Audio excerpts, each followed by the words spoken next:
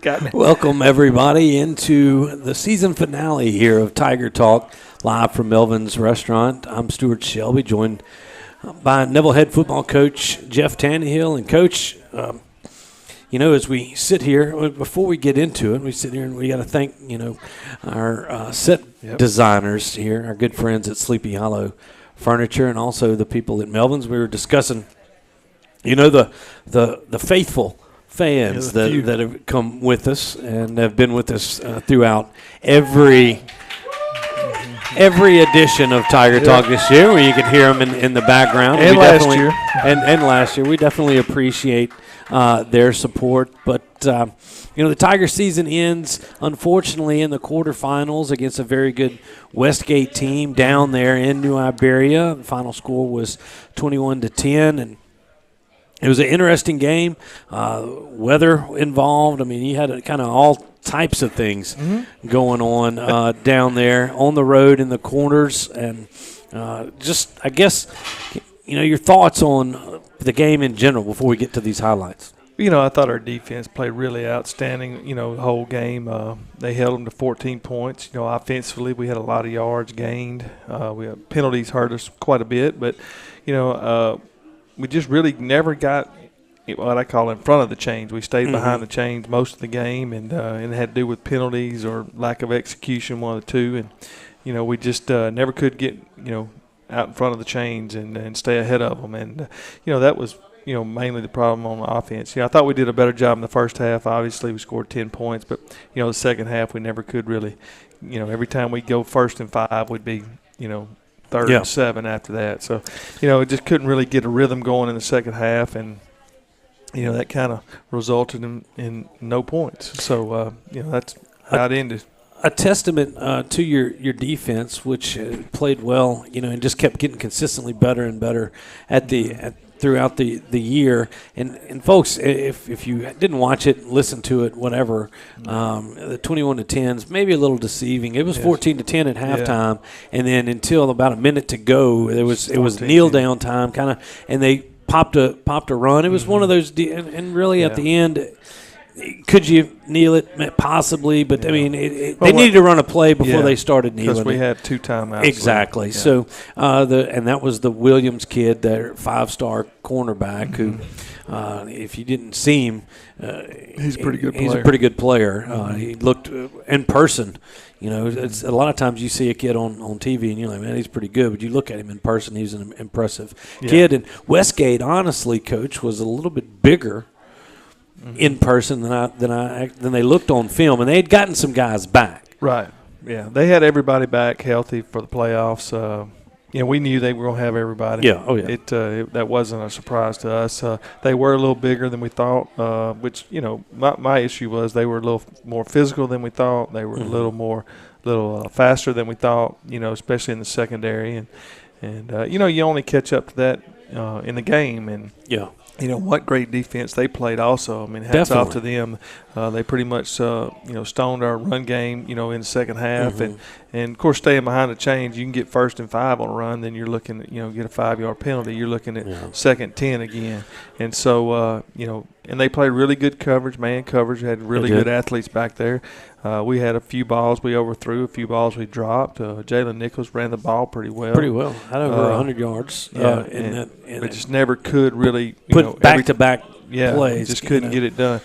And when you get against a good defense, that happens in the playoffs. Yeah. Good defenses are going to win the state championship in 4A, 5A football, no matter what. So, we just, got to regroup. And here's one of the surprises for me. I mean, the quarterback, Antoine, the sophomore, right? He maybe had his best game throwing the football that he did all year. We watched all the film, and the young man's talented. I mean, he was – it looked like Fobbs or Watley or Dewoo had a bead on him a lot of times, and he'd spin out of it and then make an accurate throw. A lot of times when you'd see him pressured out of the pocket, he would overthrow some guys. But that first half, he was lights out throwing the football. Well, and if you noticed how the catches that they made, in the 4th down play that they scored the second touchdown on was dive and catch in the end zone.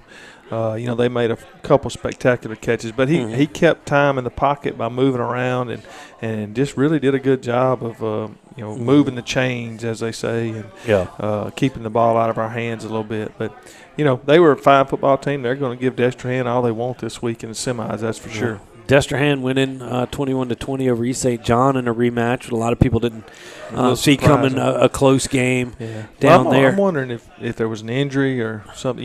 Destrehan's quarterback's really good. I just wondered if their quarterback got hurt. Eugene, I don't know. I mean, playing him the second time, they might have been scheming for him. Who knows? Yeah. And East St. John may have got some guys back too. So exactly, because Destrehan went through their whole season. I think their average margin of victory was around 25 or 26. I mean, they were really taking it to people and taking their foot off the gas at the end of those games. So we'll be looking at that one. Also on the other side of the bracket, Ruston, a team that we went toe-to-toe with as well, hosts Zachary. Somebody trying to dethrone Zachary from getting to that that state championship game as well. That's going to be over there in Lincoln Parish. So good luck to those guys over in Ruston. But all right, well, let's go through some of these highlights. There was a lot of them for the Tigers, a lot of defensive highlights as well as a few offensive ones there as well. And it really, this first half of football, I mean, you had a great crowd, Coach, on both sides. I mean, the Neville faithful traveled well. Yep. It was a packed house on either side, deep in the heart of Iberia Parish. And, I mean, you go south of Lafayette, and then all you see is sugarcane, and then there's a football field. Yeah. There's a school. Yeah. The football field's tucked in the back. And but it just seemed like at South Louisiana. It was kind of dark. The lights were in there. It was a little bit darker, but it was a heck of an atmosphere for a high school quarterfinal game. It was a typical quarterfinal football game in Louisiana high school. Football. It just, good atmosphere. Yep. I just really appreciate the crowd coming down. I mean, it was, Mr. Mickey Trawick got a bus together, brought a bunch of them, and then a lot of them made their travel in the car. So. And then the rain was on and off, and even with that, I mean, I was really impressed with the Neville faithful coming down and supporting not only the players but the coaches and everybody else. It was a great crowd down there last Friday night, and we definitely appreciate that. So let's get into some of these highlights. Let's see, starting with the first one.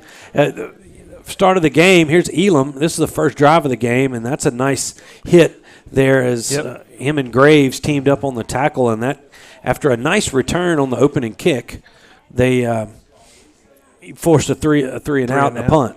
Yeah, our defense played great all night.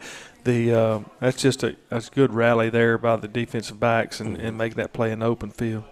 That's number 8 was one of their better guys. One of their better guys. So y'all traded possessions. You get it back here, and then Bradley Hanlon catches one from Brooks and a nice gain up the sideline. Yeah, it's a good route, good throw, good catch into the short side of the field, and he gets up the sideline for a big game. Kind of put us in that position to score early. Then talking about position to score, Caleb Vaughn. I believe this is Vaughn. No, it's Nichols. Sorry, Nichols up the middle, and he gets it out to around the 20-yard line, and then from. And then right after that, here's that catch from Gibson, I believe, to put you in field goal range. Yeah, there it is. Good slant right there. No call on that, but it is what it is. Yeah, there's a lot of things that maybe could have been. But that was a really good catch. Got us the first down, moved the chains up. And I think we have a chance to get a pass over the middle here in a second, and then. And then it ended up the drive kind of stalled, and then Pettis kicks a 27-yard field goal, puts you up 3-0, and then I think the next drive they go down, they hit a big play, get down in there, and they go up 7-3. Right. But during that, I think that next drive, here's Elam again. Elam had a nice game in the defensive backfield. Good rally here, good open field tackle. He makes the play right there, squared him up pretty good. It's 7-3 at this point, and then that leads to that fourth down play that you were talking about. I think it was fourth down and goal from about the 16 or 17, and then there was that dive and catch, and it makes it 14-3. Yeah. Then you get the football back. This is in the late or in the mid second quarter range here, and then your offense puts together a drive. Yeah, it's a good drive, good catch right here, good throw. Gets upside, he steps out right there. Otherwise, he may have taken that to the house. But anyway, it moves the chains. We keep going. I mean, what a great throw right there by Brooks Angelo. Man. It was a nice. I mean, and we replayed it. We actually had a good angle of it. I mean, he was barely out of bounds on that cut up there, just a little bit. And then Jalen Nichols gets you down deep to around the 20 here with this nice run. Good run there. Good block by looks like Taylor Quinn and Thomas Campbell.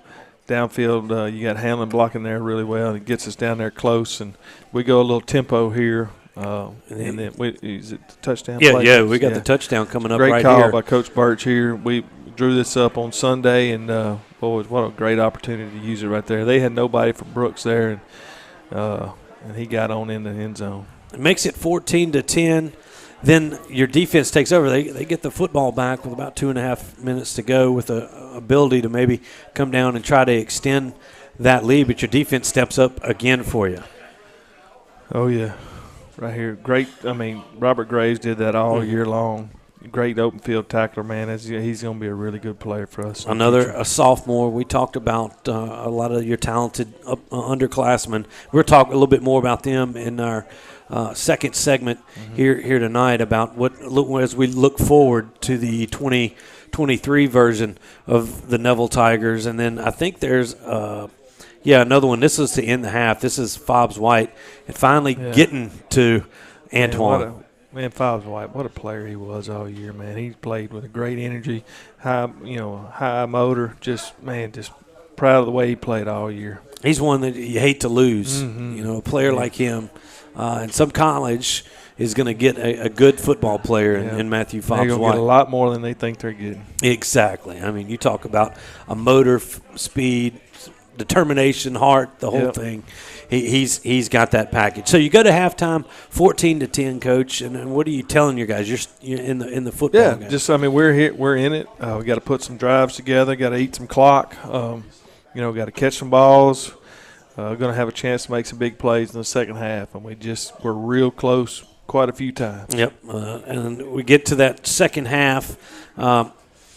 Here's Fobbs again, I mean, with a tackle for loss here, and this was a back-and-forth deal. I mean, the defense ruled that second half on both sides. I mean, it was just a back-and-forth battle. It was field position battle that, in fact, one of the y'all had a stop deep in the territory, and their punter was their linebacker, number 26. And then he end over ends one. He caught it a perfect bounce, and it was about a 70-yard punt, which was a huge difference in the game. Yeah, exactly. It did.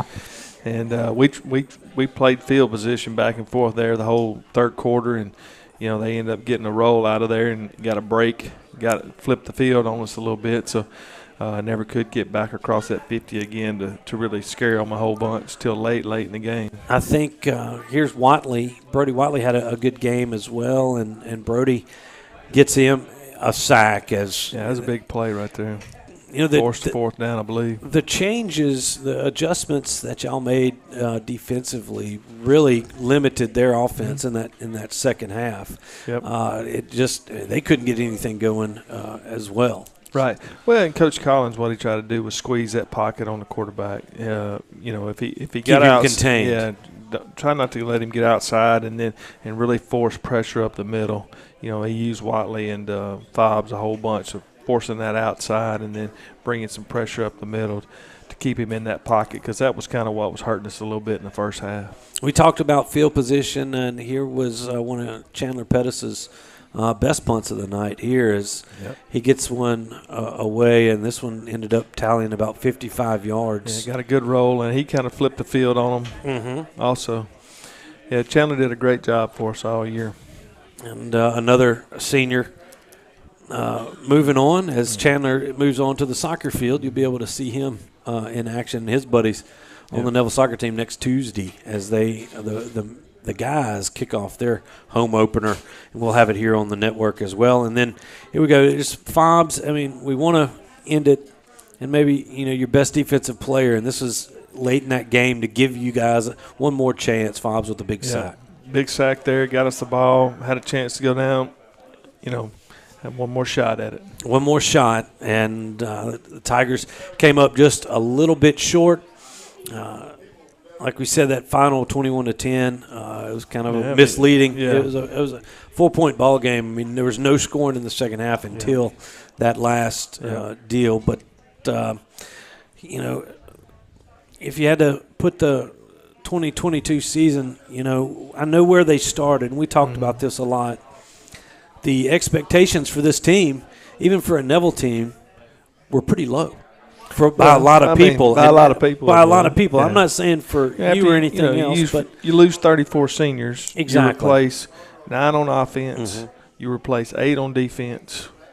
When you lose 17 starters, it doesn't matter where you're at. You're reloading. You're rebuilding. You're reloading. And it's for this senior class, which was a small senior class. They're a senior class that kind of got the shaft a little bit. They got the COVID year when they were freshmen.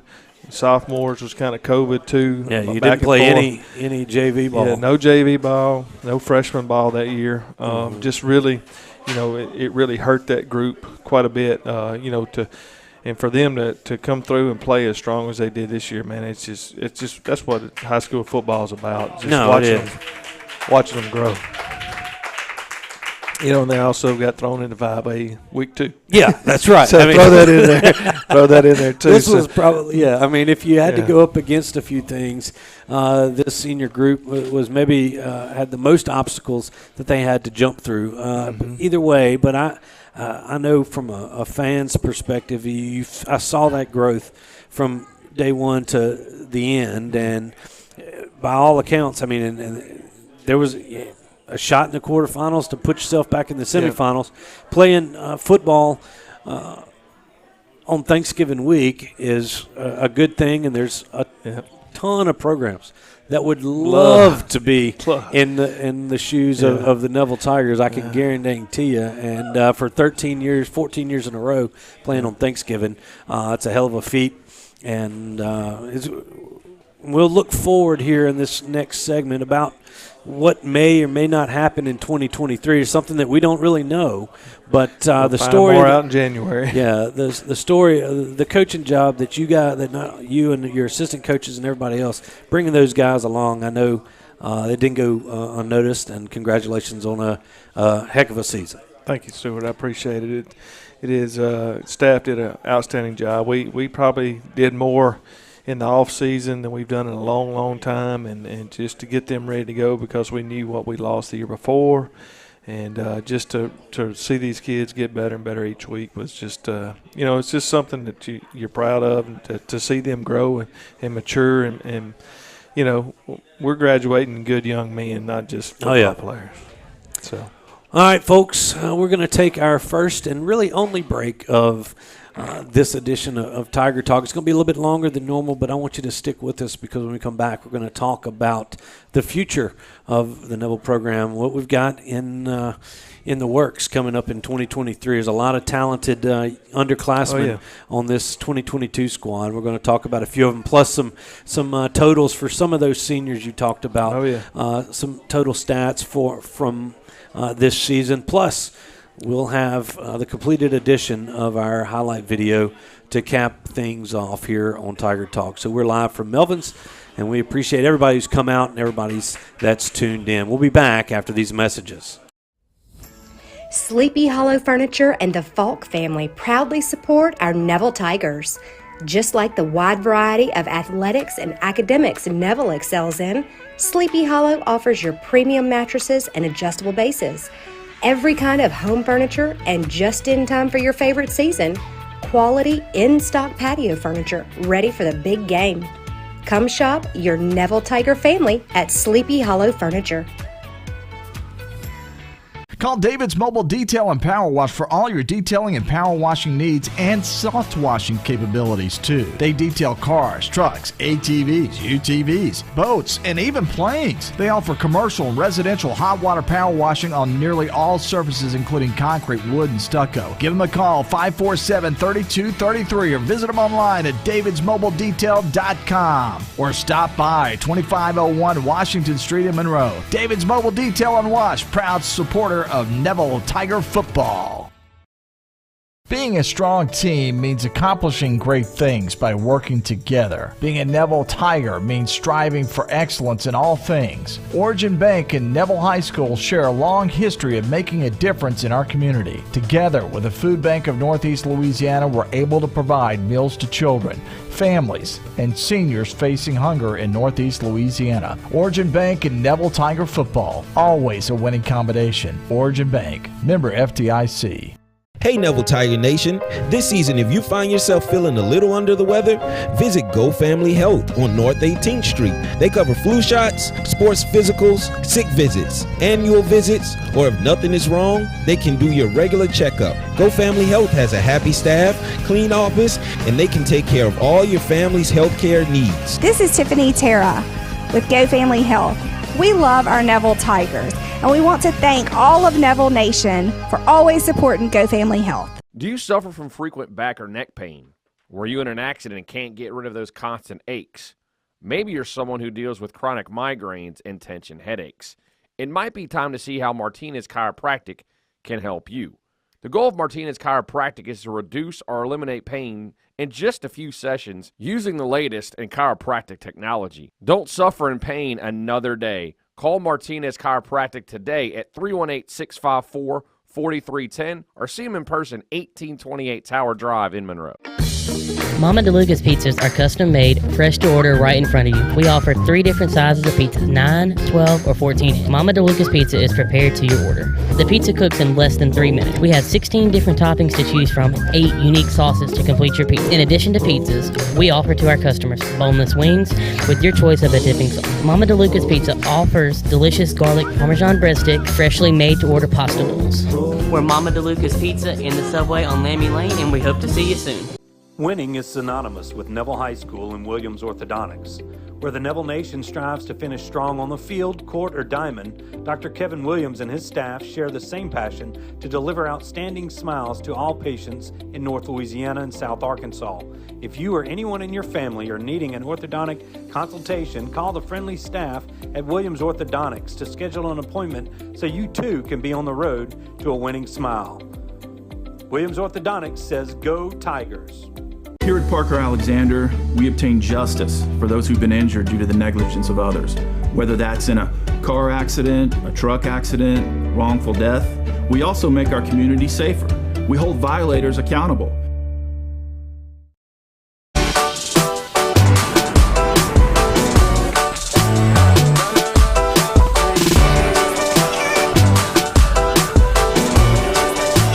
This is why I run.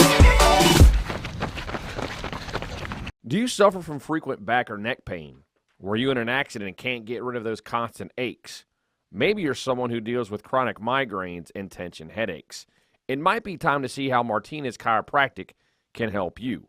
The goal of Martinez Chiropractic is to reduce or eliminate pain in just a few sessions using the latest in chiropractic technology. Don't suffer in pain another day. Call Martinez Chiropractic today at 318-654-4310 or see them in person, 1828 Tower Drive in Monroe. When Neville Nation craves delicious fast food, there's only one place that comes to mind: Sonic Drive-In on North 18th.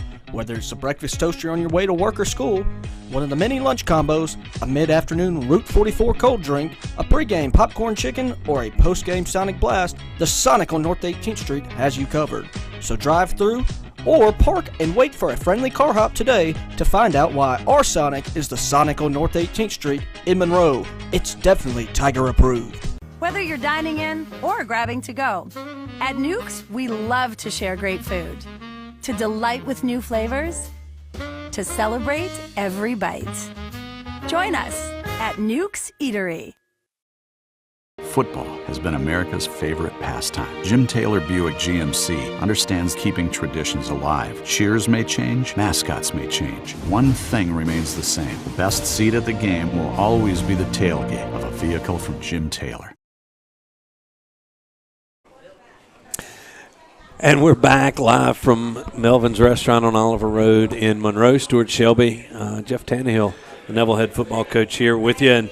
And Coach, before we move look into the future, let's talk about some of these seniors and a couple other standouts for you, both offensively and defensively for this year. Well, offensively, we you got Brooks, and then you have Jaden Gibson, and you have Lance Hurd, and you have Will Height on the offense. So we're losing 4 seniors there, and Tyler Brown, offensive line wise, should be able to step in there and help fill some of those voids. But senior wise, Brooks, he threw for right at 60% of his passes, and then completed about 60%, and then threw for 1,300 yards and threw for 15 touchdowns.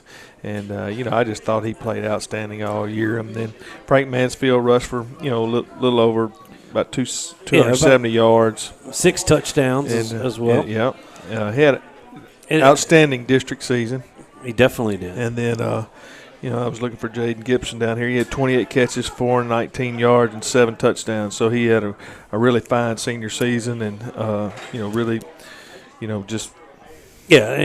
he's been in our program. These guys have been in our program for 4 years, and really just stuck it out and made things happen. Obviously we're going to miss Lance Hurd. Under Armour All-American, had an outstanding year. I mean, he graded out between 88 and 97 every week. And Will Height was a fine addition to our team. He came here last year and just worked his way into a starting position as the season started.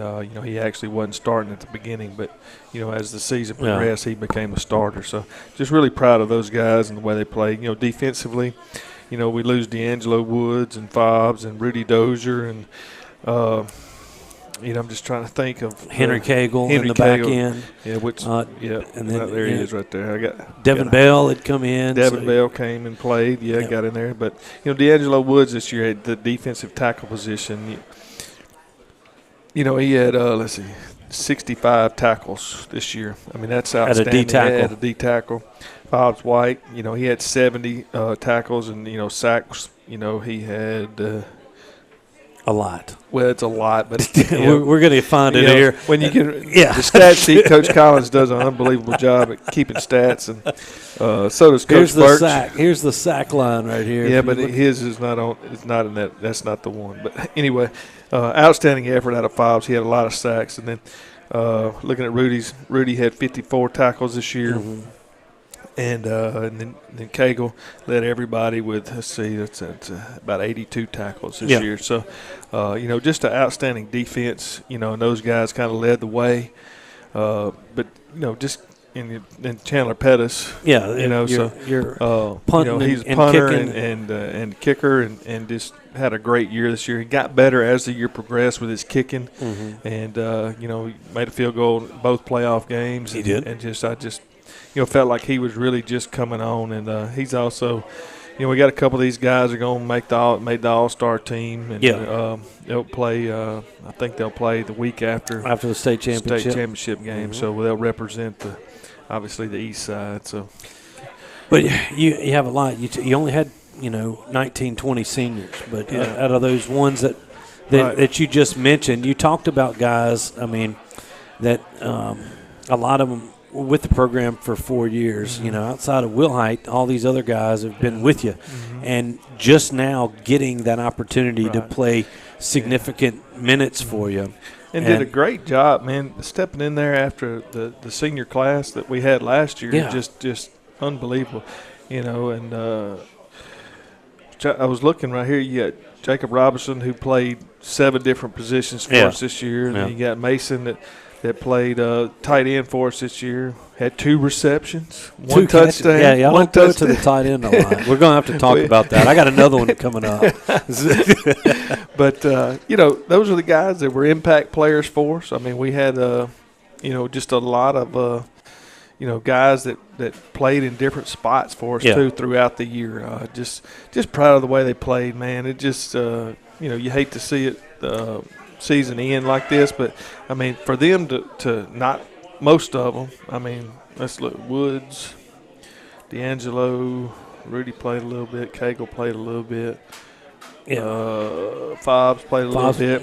Jaden Gibson and Hurd were the only two starters on offense that played last year. That's right. I mean, for them to come in and put up the numbers that we had offensively this year, man, that just total revamp of the offense. And, obviously defense, those guys just stepped in and we just kept on clicking like we did last year. Just proud of the way they played, man. They did, and it was fun to watch. And like you said, you close this chapter of this senior class. It's always hard. I don't know whether you win it all or whatever. The old coaching saying is, for however many sophomores that you're starting is a loss on the season. Well, we Coach Herndon said it today. We proved that completely wrong.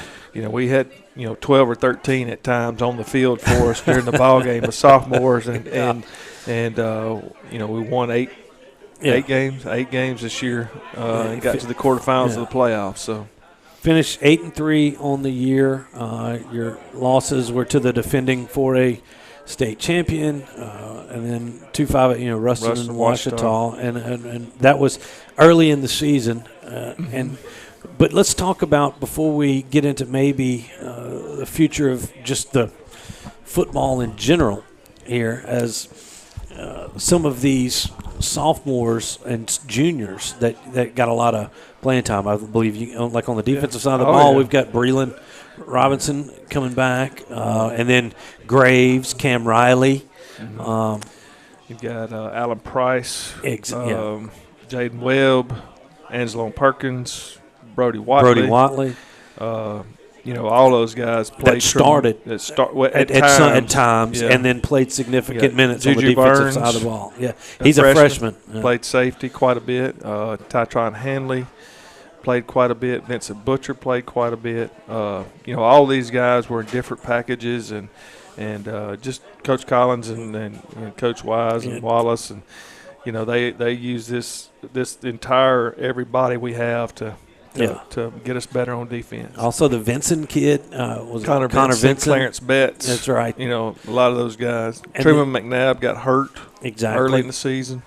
So a lot of people coming back that's got some time in there. And a talented freshman class. There's some freshmen in there that you hadn't heard any of these names. I mean, you had three. You ended up bringing up a couple of big freshmen on the offensive side of the ball, but you had three that were with the varsity pretty much all year, and that being Wrightsell and Jakeem Zealand. Exactly, and Burns that we talked Juju. about. Yep. So, and now offensively, you're losing Hurd, you're losing.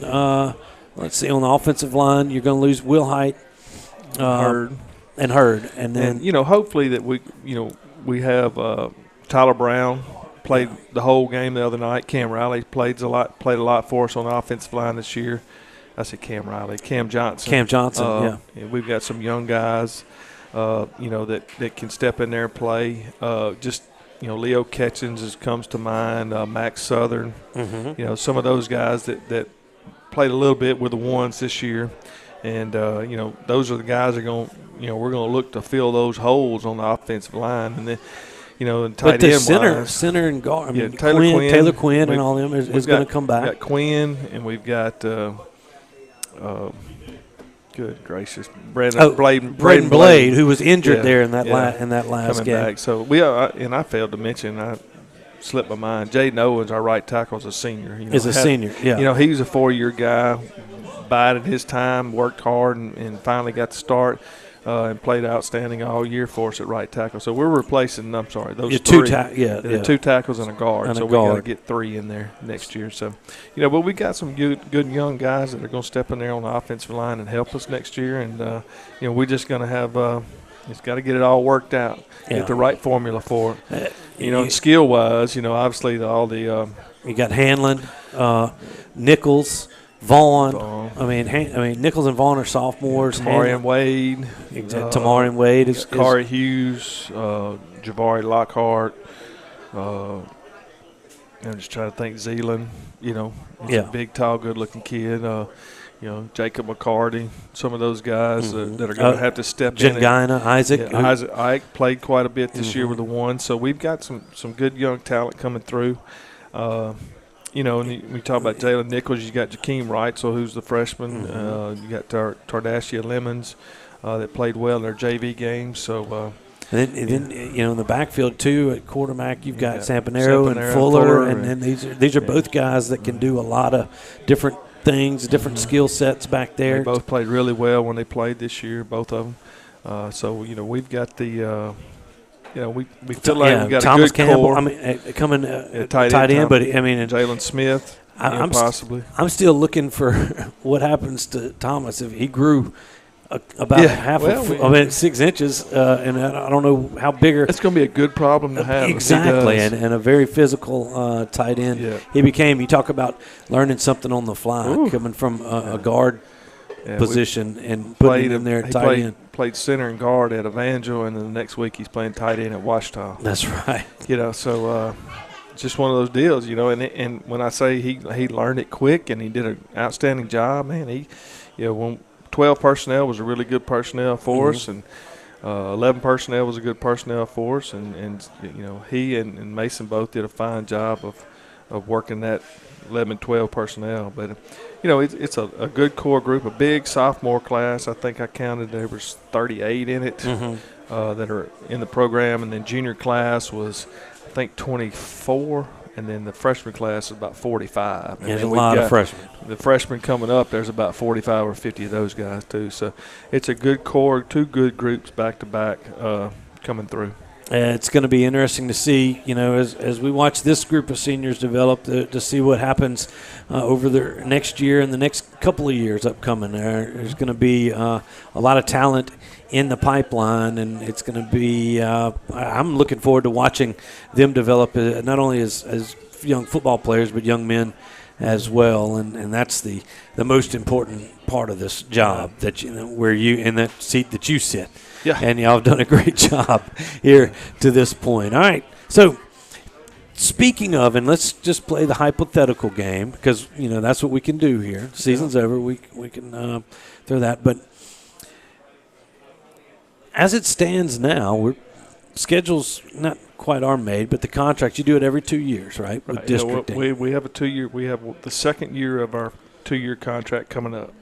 Mm-hmm. That, based on what we saw this year in week 2, could possibly. What do you think the probability of going back and then completely redistricting this whole thing in January will be? Well, my biggest concern with that is the fact that if we're going to be playing 5A football, they're going to push us up into 5A football.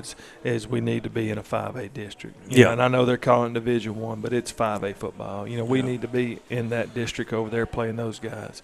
If we're going to be in 4A, then we need to be in a 4A district. I mean, that's just, to me, it makes a lot of sense doing that. But somehow they'll get it all worked out in January, and we'll know a lot more about what we're doing in January. But I think if they make everybody, for instance, if they shove us into 5A, they should allow us to reschedule, and I think it'll be a whole new rescheduling year. That's my thought on it. But that's the only way it could happen, I believe. If they make you at Division I, non-select is what they call it. But if they do that and redistrict it within that, you'd have to go in and tear up everything and start from scratch, because and I get both sides of this. Oh, yeah. Because Neville, and nothing against Neville, but Neville at 8-2, playing a 4A district, and I know the district that Westgate played in, right. and this is no offense to anybody, but it's a little different district. A little bit different district games. Yeah. They finish 7-3. They're the 10 seed because they're beating up on everybody. And it was still a 4A district, right. But Neville's the 2 seed in the top end of the playoffs. Right. And I think we'd both agree. I mean, I think Neville would have been a top 10 seed no matter where they played, but a 2 seed in that. And that's what I'm talking about. Across the state, people were like, this doesn't make sense. Yeah. And it really doesn't. I mean, it's not that it wasn't a bad program. Yeah. But I mean, when you put it all together, it just a lot of things didn't jive. Right. Well, at the beginning of it, they were kind of at the point of early in the season wondering could we make the playoffs or if something happened kind of crazy, and of course honestly, I was looking at whoever we were playing next week. Yeah, I wasn't too worried about the PowerPoints. I was worried about winning a ball game. But, and then as we moved on and I kind of started looking at it, the teams that we played all won games, you know. And they won more games than they normally do. Oh, yeah, they do. They did. But, and then so we end up the 2 seed and everybody goes, oh, what? So, but, in our defense – the PowerPoint said we were 2. We're rolling on it 2. No. I mean, there's nothing you can do about it. Yeah, I didn't argue with anybody. I was happy as all get out that it was the 2 seed, and I don't think anybody wasn't. But I think that you can look and see that this whole thing was kind of nobody really knew. No, nobody really knew because I mean, like you said, right in that. 2 people are like, well, if we go through our district and all the rest of our district goes 2-7, well, we might not even make the playoffs. Right. At being at 7. I mean, that's what people. That was the kind of a far-fetched opinion. Worst case scenario. Worst case scenario, but I think it's something that I think the LHA. Not only I didn't agree with doing it in week 2. I don't think anybody really did. But I think there's some further stuff that has to go, and and I'm going to stand by that. In January, they need to figure this thing out and make it as right as possible. As right as possible. And who knows what that is. Yeah. So, well, look, it's going to be an interesting off season. We look forward to checking in with you as well. And the off season too, we're going to have a lot of stuff coming to you from on the Neville Tiger Network. We've got basketball coming up. It's going to be a slow December, so we'll pick back up. We've got a couple next week. Actually, we have basketball tomorrow. We'll be on the network, and then soccer next week. And then after that, there's not much till after you get back from Christmas break. There's a few tournaments and stuff, but once we roll into that, we'll have baseball and softball. And, heck, who knows what else in the spring. But as the athletic director, we always – definitely thank you for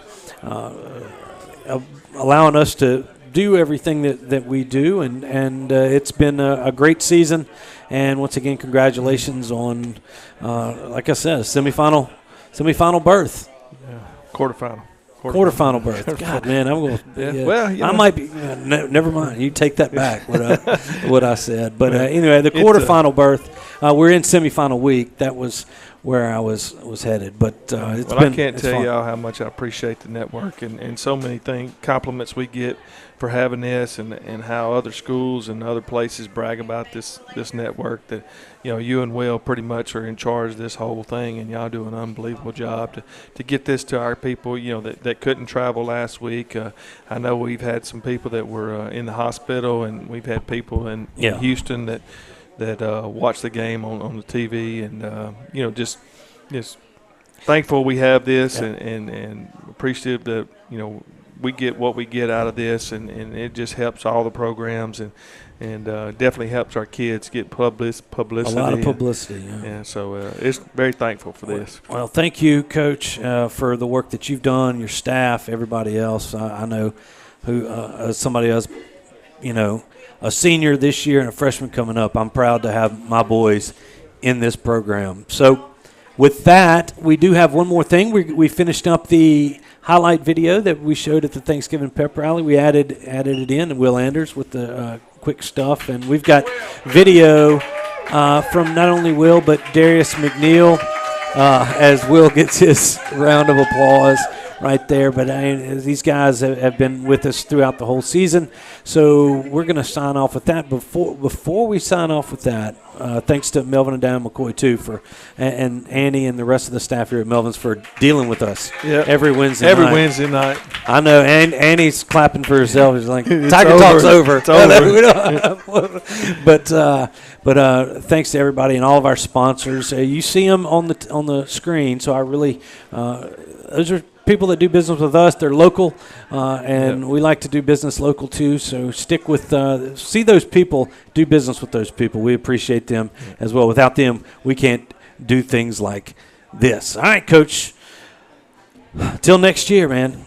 Enjoyed it. Another good season. Stay tuned for the highlight video. And for the last time during football season, this has been Tiger Talk. Good night.